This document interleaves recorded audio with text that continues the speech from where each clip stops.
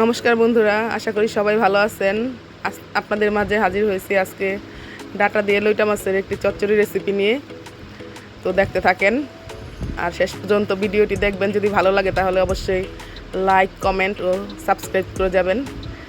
এই যে লইটা মাছ পরিষ্কার করে হালকা গরম জলে ভিজায় রাখছি, আর সবজি কেটে নিচ্ছি, যে পেঁয়াজ টিয়াজ মরিচ সব একসাথেই আছে, সামান্য আলুও দিচ্ছি সাথে। আর হচ্ছে এই যে টমেটো আর চাটনির জন্য রাখা আছে, একসাথে কাটছি। এখানেও মাছও দেবো কিছু, আর আদা রসুন পেঁয়াজ বাটা একসাথে করে বেটে নিচ্ছি।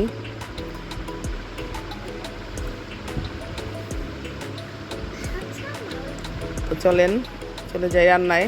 যে তেল গরম হয়েছে, পরে কালো জিরার পেঁয়াজ হচ্ছে ভেজে নিচ্ছি। প্রথমে পেঁয়াজটা ভাজা হইলে দিয়ে দিলাম বাটা মশলাটা, তারপর একটু নাড়াচাড়া করে লবণ দিলাম পরিমাণ মতো, হলুদের গুঁড়া, সাথে একটা তেজপাতাও দিছি। তারপর মাছটা দিয়ে দিলাম। মাছটা দিয়ে হচ্ছে ভালো মতো 5-6 মিনিট একটু ভালো মতো কষাই নিব, ভাজা ভাজা করে নিব। ভালো মতো কষানো হয়ে গেলে তারপর হচ্ছে সবজিটা দিয়ে দিব।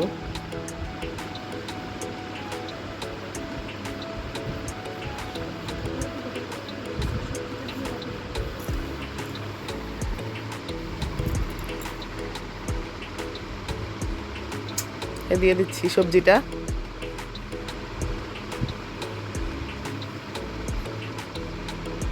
ওই ডাটাগুলি হচ্ছে মানে পুরা ডাটাটা দেই নাই, গুঁড়ার যে শক্ত ডাটা আছে সেটা দিই নাই, শুধু আগা ডাটাগুলি দিছি, কচি ডাটা যেটা। কারণ গুঁড়া ডাটা অনেক সময় আঁশ হয়, শক্ত হয়, তো কচি ডাটা দিয়ে করলে আর কি ভালো হয়, নরম হয়। হ্যাঁ, এখন ভালো মতো সবজিটা কষায় নিচ্ছি। অনেক নাড়াচাড়া হলে সবজিটা একটু হালকা মুজে আসলে তারপরে হচ্ছে সামান্য জল দিয়ে দিব, তারপর ঢেকে দিব। তো দেখেন, তো নাইরা ভালো মতো কষায় নিচ্ছি।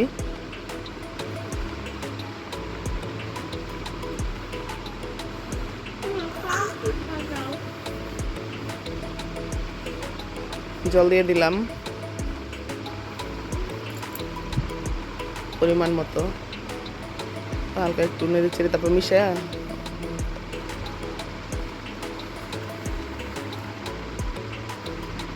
আর একটু জল লাগবে তো দিয়ে দিলাম।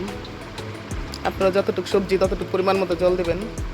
এই যে 10 মিনিট পরে যে ঢাকনাটা খুলে আবার একটু নাড়াচাড়া করে দিলাম, সবজিটা আবার উল্টাপাল্টা করে দিলাম, হয়ে আসছে। তারপরে টমেটো দিয়া 3-4 মিনিট রান্না করার পরে নামাই নিলাম। আর রান্না হয়েছে এখানে রুই মাছের ডিমের বড়া, মুসুরের ডাল, চাটনি। ধন্যবাদ সবাইকে ভিডিওটি দেখার জন্য। যদি ভালো লেগে থাকে অবশ্যই সাবস্ক্রাইব করে পাশে থাকবেন। ধন্যবাদ।